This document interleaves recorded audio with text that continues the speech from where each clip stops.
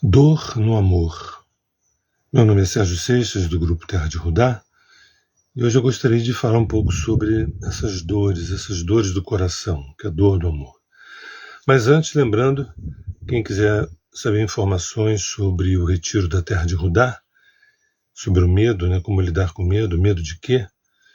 Que vai se dar no feriado agora do dia 15 de novembro, entrar em contato no WhatsApp da Rosa, DDD 21 985058500, e quem quiser também participar dos nossos grupos de estudo gratuitos no WhatsApp, os grupos do Tornar-se Presente, também pedir para a Rosa ser adicionada no WhatsApp 21 985058500. Bem, o tema de hoje, dor no amor, ele surgiu a partir de uma reunião que a gente teve ontem dos sócios do 639, do aplicativo 639 de relacionamentos, através da sinastria astrológica. E a gente estava vai ter agora esse Rock and the Mountain em Itaipava, e a gente estava conversando sobre um nome, um título, que seria Amor no festival, o amor de festival. E foi discutido que o pessoal mais jovem prefere o amor de festival do que o amor no festival. Festival de rock, eu me refiro ao Rock and the Mountain. Como é que a gente poderia? Amor no festival ou amor de festival? E essa conversa foi interessante, porque foi dito ali que a garotada está mais afim de amor de festival do que amor no festival. Porque amor no festival parece que a gente vai encontrar o amor no festival. E isso dá um trabalho, a ideia de comprometer-se, a ideia de alguma coisa que é mais duradouro, que é alguma coisa mais eterna, que sugere que é para sempre. Parece que isso dá urticária, parece que isso dá coceira.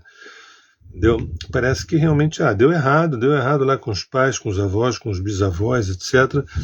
E eu prefiro o amor de festival, o amor de fim de semana, o amor de férias, do que o amor nas férias, porque isso sugere quase que um casamento, e essa palavra também é como se gerasse coceira, a palavra casamento gerasse coceira. E aí a gente conversou sobre isso, porque no 639 a gente tem muitas reuniões sobre a pedagogia dos afetos, que a gente está construindo, sobre a construção de uma abordagem afetiva mais madura, mais interessante, mais prazerosa e mais consciente.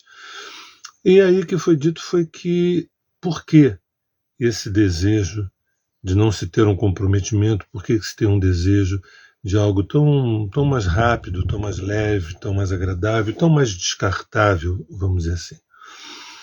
E aí a gente falou das feridas emocionais de longa data, das dores emocionais de longa data. Eu queria falar um pouquinho de algo que é gigantesco. São séculos de dores. Quando, por exemplo, uma criança nasce, ali na carta natal, no mapa astral, a gente pode encontrar o nome e o sobrenome dessas dores. E evidentemente, como lidar com elas. Não adianta só a gente identificar aspectos de rejeição, de abandono, de desrespeito, de toxicidade, se a gente também não aponta caminhos através da astrologia ou da arqueoastrologia. Então eu queria falar um pouco sobre isso, que essa palavra amor é a palavra a mais importante dentre todas do dicionário humano. Quando me perguntam qual é o Dharma da humanidade, eu digo tornar-se amor. Tornar-se amor. E tudo mais é uma espécie de perfumaria, ou tudo mais me parece uma espécie de preparação para a experiência do amor. Quando a gente pensa em arrumar um emprego, um trabalho, ganhar bem, ter uma estabilidade material, quando a gente pensa em construir uma família, ter filhos, educar esses filhos, quando a gente pensa em ter uma formação, uma graduação, uma pós-graduação, um mestrado, quando a gente pensa em viajar, aprender idiomas, conhecer outros lugares, tudo isso, sem uma única exceção, a gente está se preparando para a gente se tornar amor. A gente usa essa palavra de uma forma indiscriminada. A gente confunde gostar, desejar com amor. Claro que tem estratos e camadas do amor. A gente pode estar falando do amor maternal, o amor filial, o amor fraternal, né? O amor do par. Pode estar falando do amor incondicional, ágape, né? Mas também são estratos dessa experiência única chamada amor, que vai do aspecto mais denso, pode ser um amor assim de amizade, até o aspecto maior, que é quando você já não ama, você é o próprio amor, né? Você já não ama, você é o próprio amor. Você se tornou amor. Essa é a nossa missão, a gente leva várias encarnações para poder realizar isso. E essa é a nossa única missão. Claro que quando eu faço o mapa dármico, que tem um aspecto de singularidade, né, a diferença de João, do Renato, do Pedro, da Maria, da Beatriz, né, enquanto ser humano, todos nós temos um Dharma que é tornarmos-nos amor. Mas cada indivíduo tem um caminho particular, um caminho bastante singular. E esse caminho singular, ele contempla o arbítrio, o nosso arbítrio, que é tão grande, tão grande, tão grande, que quase chega a 3%. Né? Os outros 97%, apenas a gente obedecer o Dharma, obedecer a lei, obedecer o fluxo, obedecer a razão pela qual a gente foi convocado a estar aqui. Né? É como se nós tivéssemos uma enorme liberdade, a mesma liberdade que os servos têm, aqueles que vieram servir a algo maior. Não é servir a causas pequenas ou apequenadas, mas é servir a algo maior. Isso eu encaixo pelo menos 8 bilhões de pessoas, estando elas conscientes ou não conscientes. Mas eu queria trazer um assunto assim, que é mais tocante, que é profundo, né, de como nós nos protegemos do amor, do afeto, do encontro, da relação. A gente se protege do outro. O outro é sempre uma espécie de ameaça. A gente se sente atraído pelo outro.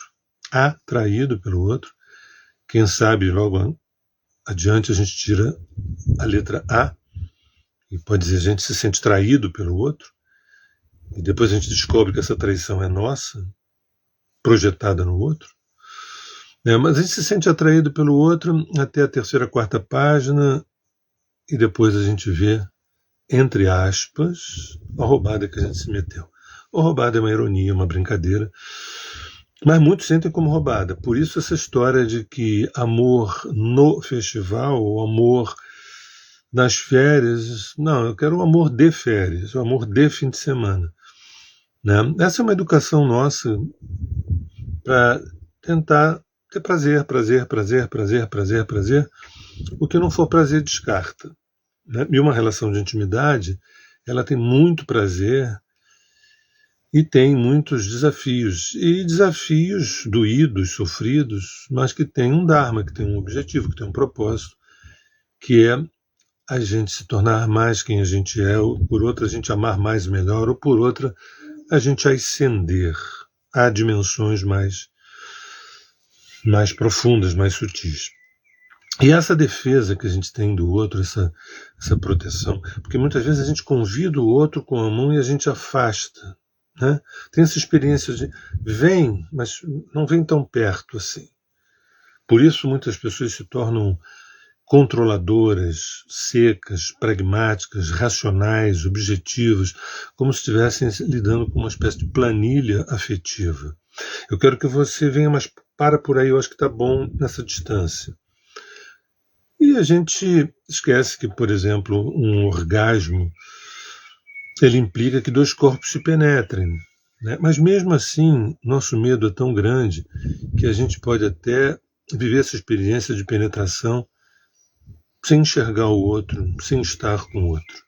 Muitas vezes a gente acaba usando o outro como um ato masturbatório. A gente penetra, a gente se relaciona, a gente tem um prazer, tem um gozo, mas a gente ainda não chegou naquela pessoa porque a gente ainda não chegou em nós mesmos. O fato da gente não ter chegado ainda em nós mesmos, o fato do número da nossa alma não encaixar no número do nosso ego, ter uma defasagem, né, faz com que a gente tema não dar conta desse mistério que é o outro. Então, quando uma criança nasce e se torna depois um homem, pelo menos biologicamente, talvez não psicologicamente, essa menina que nasce, ela vai se transformar numa mulher biológica, mas as chances de não se tornar uma mulher psicologicamente é muito grande. Muito grande. Porque nasce com muitas dores, muitos traumas. Né? Traumas que eu vou focar mais traumas relacionais. Tem vários traumas. Né? Quando a pessoa nasce, são de encarnações atrás, e pode falar de traumas de mortes violentas, ou de acidentes, de catástrofes, mas eu estou me referindo aos traumas de não se sentir amado, não se sentir incluso ou inclusa, não se sentir contemplada, vista, ouvida, abraçada, reconhecida ou reconhecido. Estou falando para os dois gêneros aqui.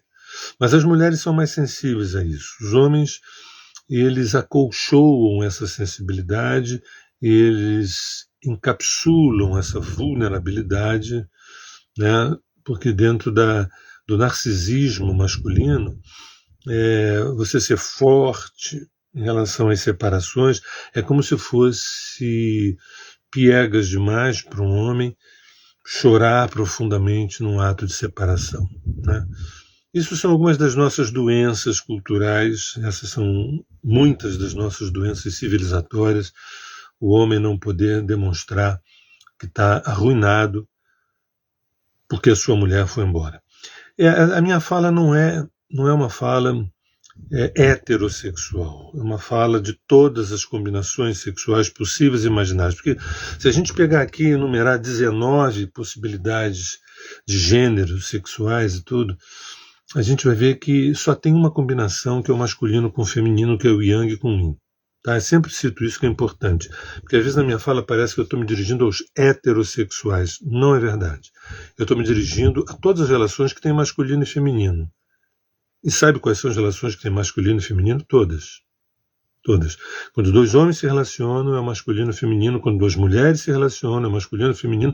Quando um homem e uma mulher se relacionam, é masculino e feminino. E mais, lembrando, e hoje ao falar desse tema, eu estou me valendo das experiências que o meu masculino e o meu feminino trazem. Porque esse papo de lugar de fala, comigo não cola. Eu acho que isso é uma ditadura, uma tirania, que eu estou fora disso. Por ter um feminino, eu posso falar desse feminino, de como esse feminino percebe. Por eu ter um masculino, porque o masculino não é monopólio dos homens, nem tampouco o feminino das mulheres. Tá? Isso já ficou claro em vários vídeos atrás, mas é sempre bom lembrar. Que a minha fala, às vezes eu vou falar dele, dela, do homem, da mulher, mas na verdade é o masculino e o feminino que há em todas as relações. Então, quando nasce uma criança e cresce, e se torna uma mulher, se torna um homem, tem bons motivos para desejar um encontro, até porque a lei manda isso. Ninguém cresce sozinho, ninguém consegue crescer. Isso não significa que você tem que morar com alguém, você tem que se casar com alguém, você tem que... Não. Mas o crescimento implica em relação. Relação com as coisas, relação com as pessoas, relação com os animais, com os vegetais, com a natureza. Não existe um ser humano que não se relacione. A palavra relação também não é monopólio de seres humanos. Eu me relaciono, agora eu estou me relacionando, por exemplo, com um celular que está diante de mim, que ele pode dar algum bug, algum problema, me relacionando com vocês que estão aí do outro lado, ouvindo e quem sabe comentando alguma coisa. Então a relação é onipresente. Se eu vou para uma ilha deserta, eu vou me relacionar. Porque eu tenho que comer, eu tenho que me alimentar, eu tenho que beber, eu tenho que sobreviver, eu tenho que me relacionar com as condições à volta. Então, quando nasce uma criança cresce, ali já está, na carta natal já está mostrando muitas das dores, dos sofrimentos e, evidentemente, dos caminhos que a gente poderia tomar para dialogar com essas dores. E aí o repertório, né? Eu me refiro a abandonos, e aí o foco é a questão emocional, né? Os abandonos, as rejeições, as despedidas, as mortes, as separações, muitas das quais são extremamente doídas, outras nem tanto, outras parecem que é um alívio. A desqualificação, né? As toxicidades de uma relação. Por que esse repertório tão vasto? A gente pode fazer um dicionário, um glossário de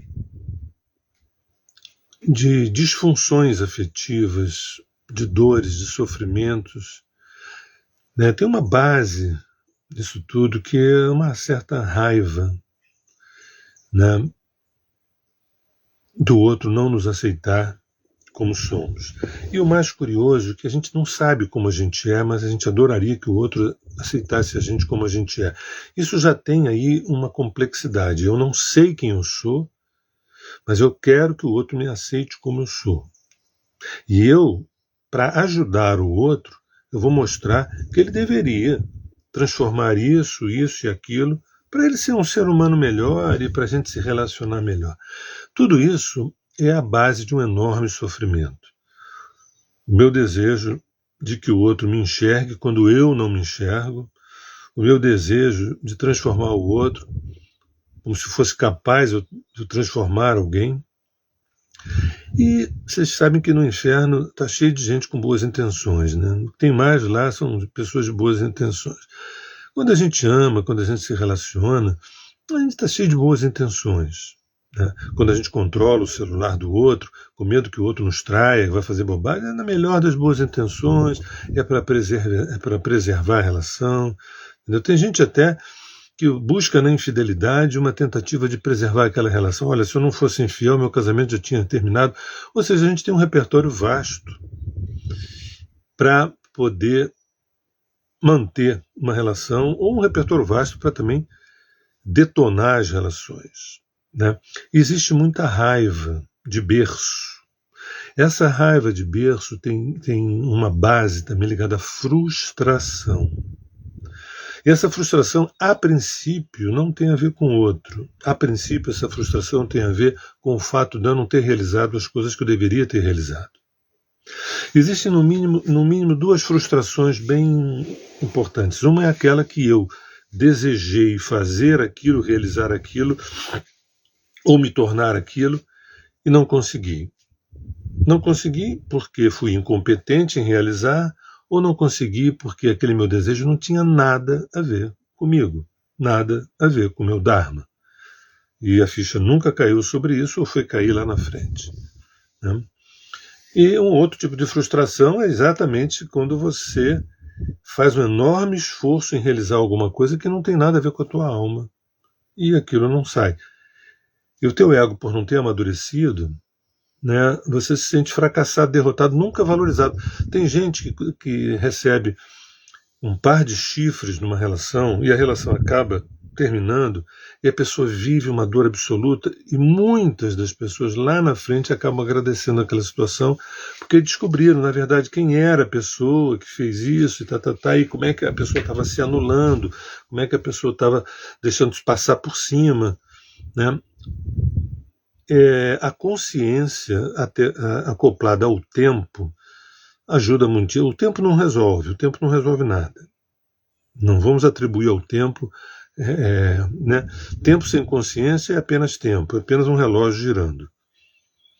O tempo com consciência, o tempo que pode ser curto, médio ou longo prazo, mas com consciência a gente acaba agradecendo. Gente, eu atraí essas situações para que eu pudesse viver isso assim, e me tornar cada vez mais quem eu sou.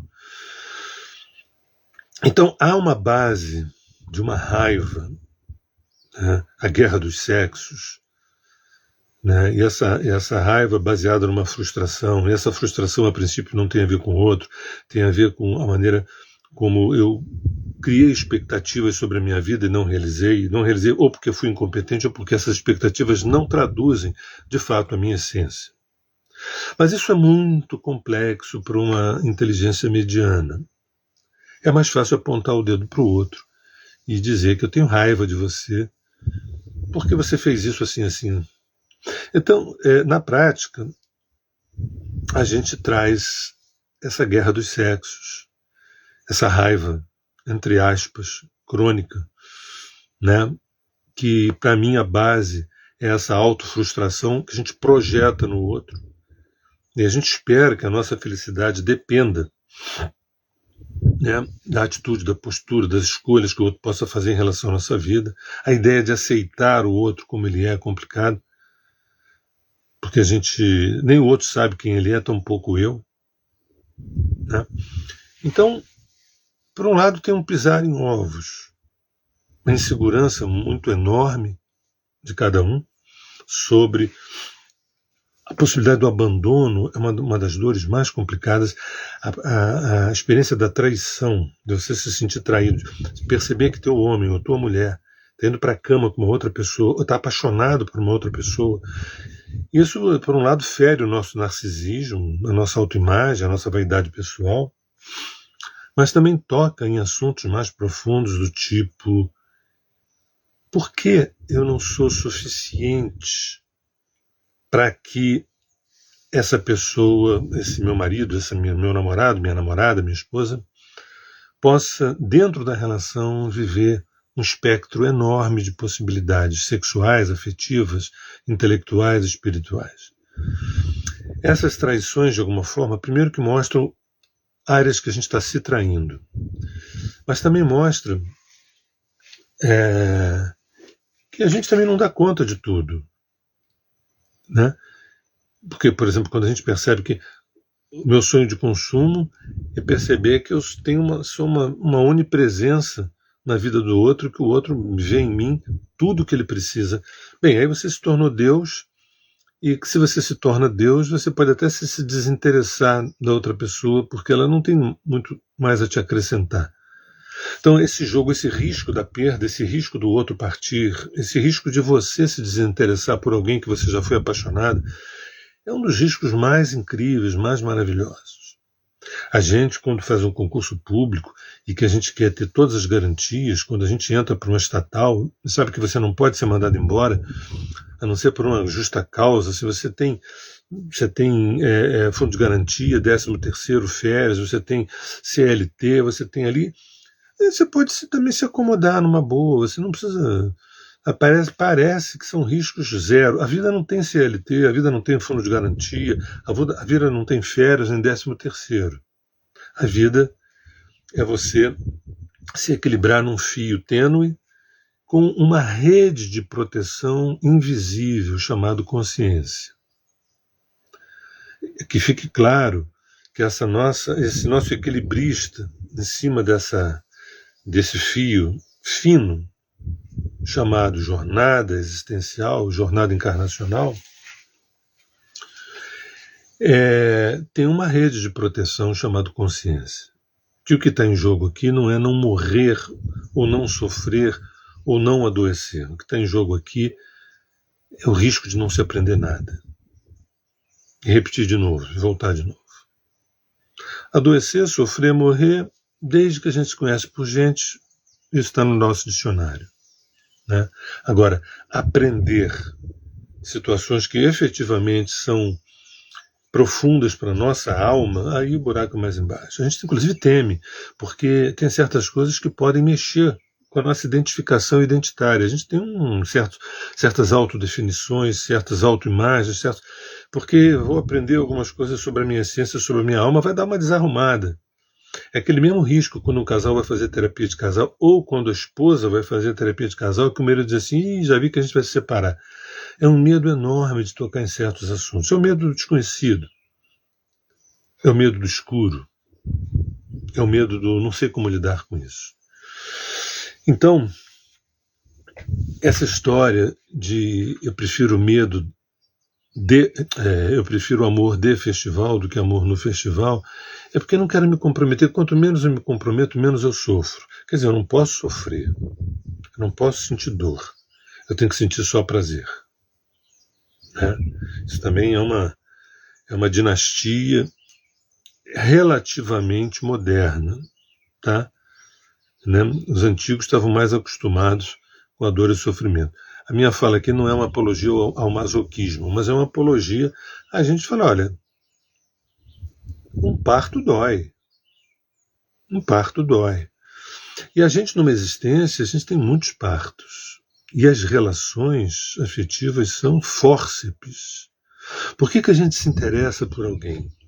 Porque o corpinho é bonitinho, porque o rostinho é bonitinho, porque tem uma cabeça interessante, porque tem cultura, porque tem dinheiro, porque a gente coincide uma série de coisas, ou porque inconscientemente eu adoraria que essa relação pudesse me ajudar a me parir 2, 3, 4, 5, 100 vezes. A gente tem um único nascimento biológico e a gente tem dezenas de nascimentos psicológicos, dezenas de nascimentos espirituais. Esse é o tesão das relações. A gente não entendia isso, a gente não percebia, a gente não sacava isso. O que a gente sacava é que eu quero um companheiro para construir uma família. E essa família ser um bunker. Imagina, eu, você, nossos filhos, essa casa, se vier a Terceira Guerra Mundial, a gente fecha as janelas, fecha as portas, todo mundo debaixo da cama e a gente se protege. Depois, quando acabar a Terceira Guerra Mundial, a gente sai e toca a nossa vida. Esse é o nosso aprendizado de longa data. A gente não sacou que a gente escolhe uma pessoa para que essa pessoa promova também, seja um agente dessa relação obstetra, dessa relação parteira, uma relação fórceps. Eu preciso ter vários nascimentos. E para isso, evidentemente, eu tenho que aprender a morrer também. E olha que não tem nenhuma escola mais poderosa sobre a morte do que as relações de intimidade. Não as relações do amor de festival, mas sim amor no festival, amor na vida. Né?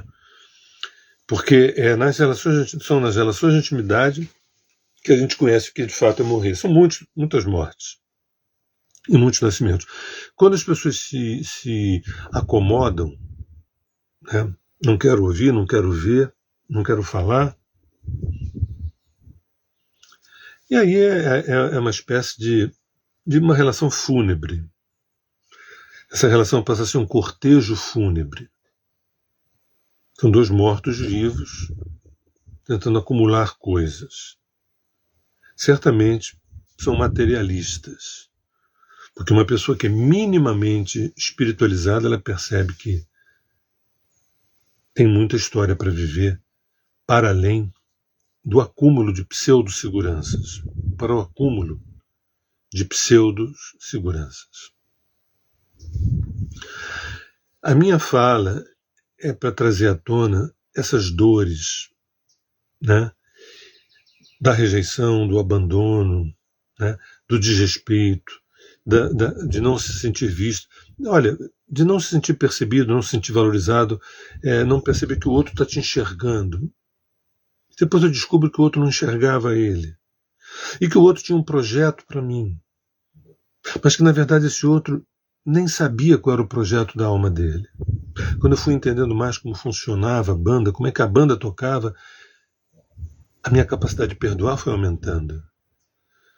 A minha capacidade de compreender e até chegar no ponto auge do perdão, que é a compaixão. A gente só pode sentir compaixão, a gente só pode sentir compaixão quando a gente tem uma experiência de alteridade, de a gente se colocar de fato no lugar do outro, ainda que a gente nunca vá sentir quem é o outro da maneira, mas a gente pode ter algumas prévias, quando a gente sai do nosso umbigo e se coloca, mas o outro não podia fazer diferente. E essa experiência acontece muito quando a gente está em terapia falando dos pais. Quando a gente começa a terapia, os pais são os culpados de tudo. Quando a gente vai aprofundando a terapia, a gente vai descobrindo, nossa, eles fizeram o que eles deram conta, eles fizeram o que foi possível ser feito. A função da terapia, a função desse mergulho psíquico, é a gente perceber, o negócio assim, a bola está contigo. Você é responsável por tudo que te acontece. Se você não curar as tuas frustrações e, por conseguinte, as tuas raivas, você vai chegar para uma relação não zerado, você vai chegar com 1000 situações e vai reagir. Quando o fulano chegar, quem sabe, eu acho que ele vai mexer com alguma traição que eu estou trazendo, ele vai trazer, essa pessoa vai chegar trazendo, vai mexer com alguma desqualificação, alguma desvalorização, algum apequenamento, alguma raiva, alguma violência, alguma traição. Porque, na verdade, nós temos um repertório gigantesco de histórias. A gente não nasceu ontem. Não tem ninguém novinho aqui. Por isso que, sem consciência, a gente acaba sendo refém dos aspectos reativos da nossa emocionalidade kármica. A pessoa chega, adolescência, pré-adolescência, pós-adolescência, início da idade adulta, ainda com aquele frescor de quem sabe encontrar o amor da vida, por exemplo, coisa que hoje em dia a galera mais jovem não está querendo isso, porque parece que a trabalheira que dá encontrar o amor da vida, dá a impressão que encontrar pessoas que dão prazer e depois você possa descartar, mas isso não é verdade do ponto de vista da alma, isso não é verdade do ponto de vista do ser, isso é verdade do ponto de vista de uma cultura, que é a moda de eu sofrer o mínimo possível. Entendeu? É só não me comprometer. Só que, meu caro, sem comprometimento não há existência. Sem comprometimento, você é apenas um Uber, você é apenas um motorista de Uber que leva alguém para algum lugar. Certamente, se alguém não é você, esse lugar não é teu. Sem comprometimento, claro que tem coisas que não, sabe, são coisas coadjuvantes, que estão assim na periferia da paisagem, mas tem muitas coisas que a gente não quer se comprometer, que a gente veio para se comprometer, porque é no comprometimento que a gente vai ter os feedbacks necessários, a gente precisa comer os feedbacks. Feedbacks que vêm de fora, feedbacks que vêm de dentro.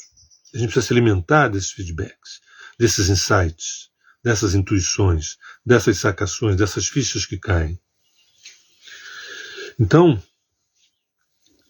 é muito doído quando a gente pensa em se relacionar assim.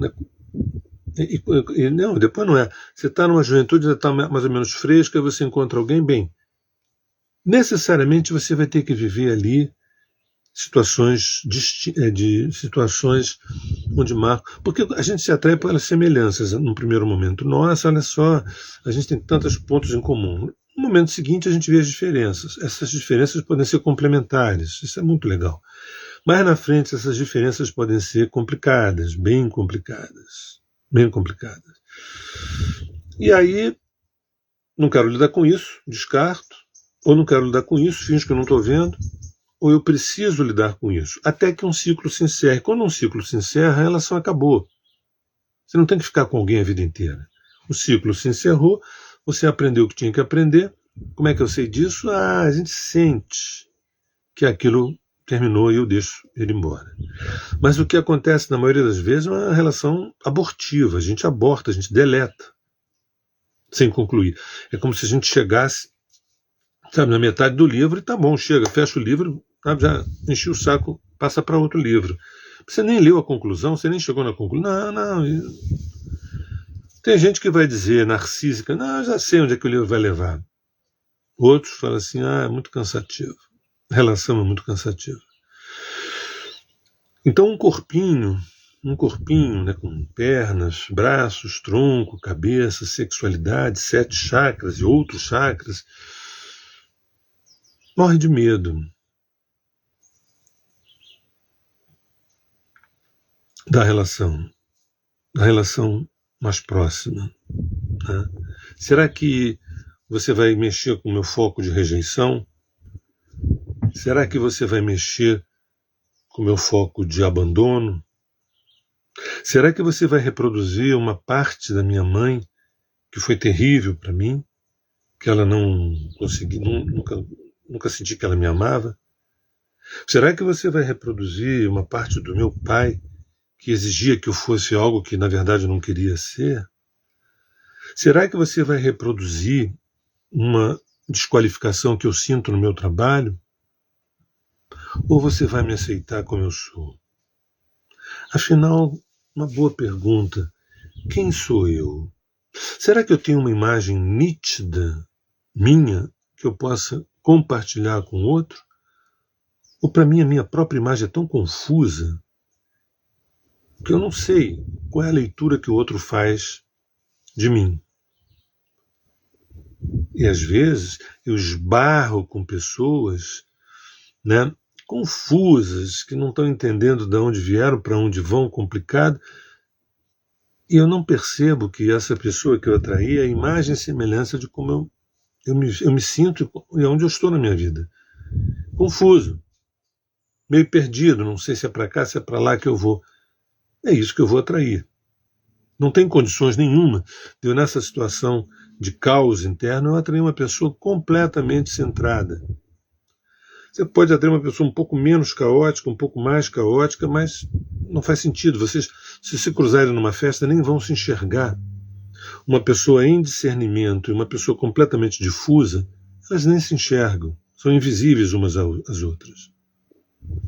Exceto quando uma identifica que a outra tem uma função de mestria, de mestre, que aí já não é nem esposa, nem marido, e sim uma discípula, ou um discípulo, ou um aluno, para aprender com quem é mais experiente, com quem sabe mais.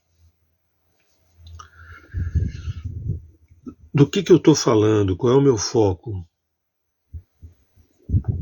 Nessa reunião que a gente teve ontem, do 639, dos sócios do 639, foi dito isso.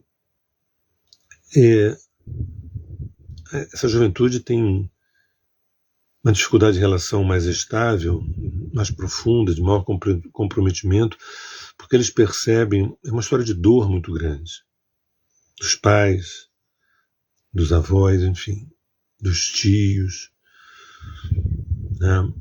O problema não é a dor, o problema é não saber lidar com ela. Dor, sabe, a gente dá uma topada aqui, cai um negócio na nossa cabeça, o negócio é não sei, sabe, cai um negócio na nossa cabeça, eu não sei para onde eu vou, qual é o hospital, qual é o remédio, aí complica.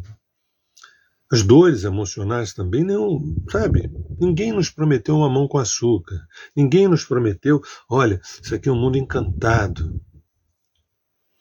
Esse aqui é um mundo encantado, e por ser encantado é luz e sombra, entendeu? São planícies e vales. Agora eu tenho que saber lidar. Será que com vales eu preciso aprender a voar? Será que com planícies eu posso aprender a flanar? Então, nessa conversa ontem da reunião com a turma do 639, é isso. É muita dor, né? Por que eu vou me comprometer? Por que eu quero um amor no festival? Eu quero um amor de fim de semana, de festival. É isso, né? Então, esses temas gigantescos, porque, por exemplo, às vezes pode até reclamar de que no trabalho não está legal, o chefe está sendo muito duro, muito, né? O dinheiro é pouco, a gente pode reclamar de tudo isso. Mas quando mexe com foco de rejeição, abandono, né? Desvalorização, não reconhecimento, quando alguém nos torna invisível, ou quando alguém nos faz nos sentirmos assim, abjetos, objetos e abjetos, é muita dor. A dor do emocional é muito mais profunda do que a dor física. A dor do emocional é muito mais profunda do que uma dor que a gente possa viver porque a gente foi demitido, isso é difícil, é complicado, mas a gente arruma outro emprego, Agora, aquele fulano virou as costas, me deixou por outra pessoa. O que eu faço? Eu luto para trazê-lo de volta, encontro o endereço dessa outra pessoa e dou uma surra, vivo uma resignação, me identifico com o fato de ter sido trocada ou trocado. Essa é uma das razões pelas quais a gente fez a pedagogia dos afetos no 639, né? Como lidar com. Então, esse é um ponto que me interessa muitíssimo, que são as dores que vêm de fábrica. A gente nasce com essas dores, com esses traumas. Sem falar de outros, né? De catástrofes e tudo, que não é o nosso assunto aqui de hoje. Mas esses traumas, vocês imaginam. Outro dia eu ouvi uma frase que me marcou muito. Eu perguntei, a gente estava conversando com uma mulher, e ela falou assim, minha mãe adora bichos, adora animais, cachorros, gatos, ela tem muito, já teve galinha, cabrito, teve tudo isso. E eu perguntei para ela assim, e teu pai? Eu falei assim, eu graças a Deus nunca tive um pai.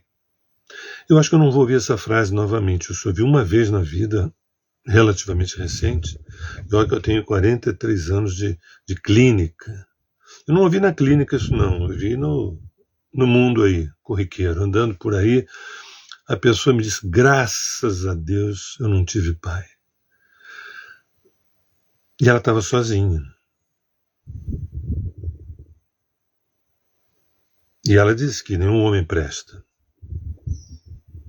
Ela falou para mim que nenhum homem presta. Por não ter intimidade e por não ter uma situação ali confortável para aprofundar, eu entendi o que ela queria me dizer. É possível que esse pai tenha abandonado, ou tenha se casado com outra, e tudo, outra mulher e tudo, tenha abandonado ela. Esse foi o modelo de masculino, e ela, todos os homens são assim. Estava sozinha. Uma vida sofrida. E que arrumava uma maneira de sobreviver, sendo bastante irônica, bastante piadista, bastante, entre aspas, alegre. Se é verdade que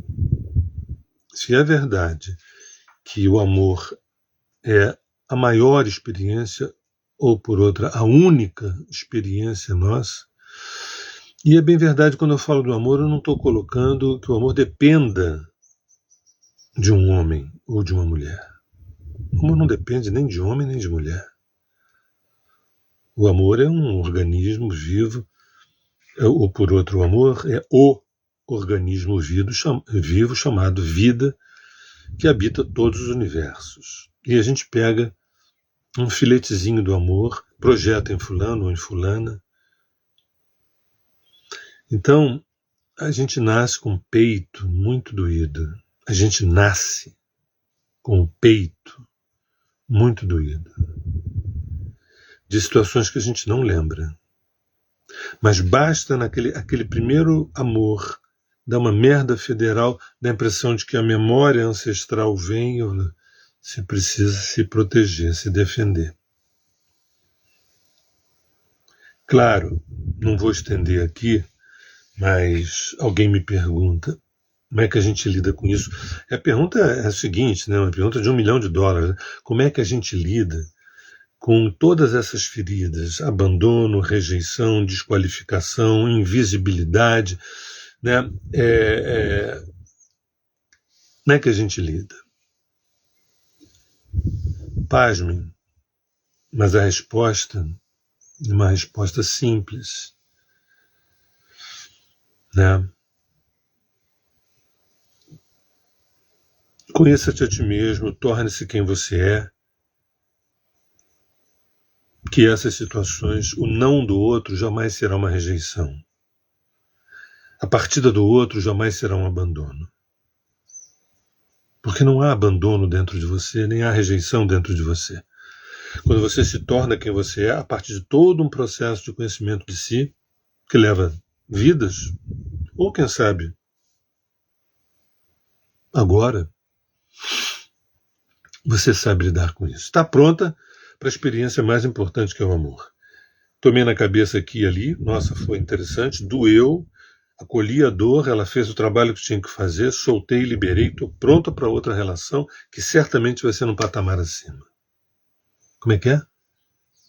Dá para repetir essa parte?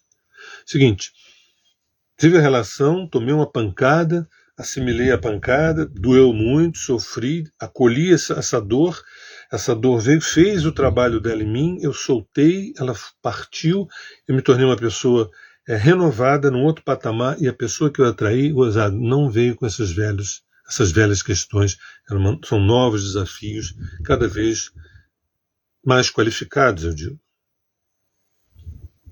Tem certeza, Sérgio? Tenho. Então você deu a resposta de $1 milhão. Dei.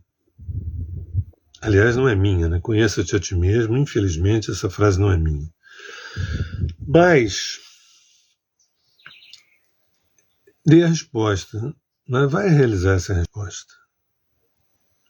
Conheça-te a ti mesmo. Será que você tem amor suficiente por você? Será que você gosta de você o suficiente para poder fazer esse mergulho? Será que você se respeita o suficiente? Será que você se quer o suficiente para você poder gastar um tempo olhando para você? Muita pressa para preencher buracos que ninguém preenche.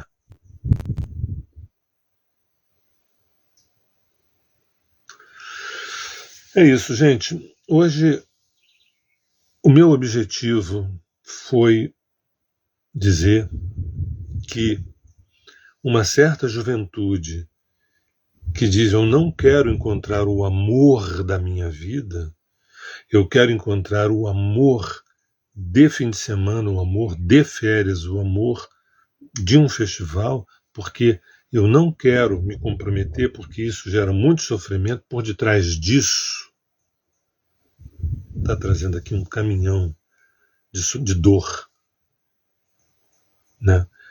Eu não consigo não desejar um afeto, uma relação, um amor, mas vai doer? Não. Você vai ter muito prazer, vai doer e você vai crescer. Não sei. Que espécie de pedagogia é essa que nós tivemos? Que a gente não pode ter dores conscientes. As dores são só inconscientes. As dores são coisas que eu não sei lidar, nunca ninguém me ensinou, eu quero evitar, eu quero... Você vai ser adolescente a vida inteira, é isso? Esse é o projeto? Você ser adolescente a vida inteira? É esse que é o sonho de consumo?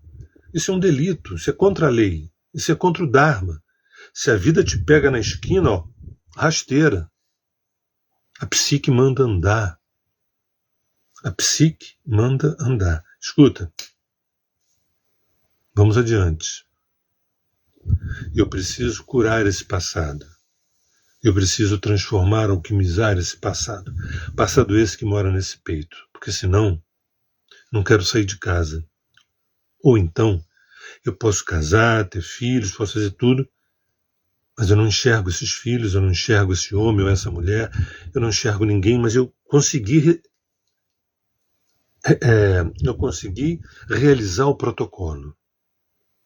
Estou bem na foto.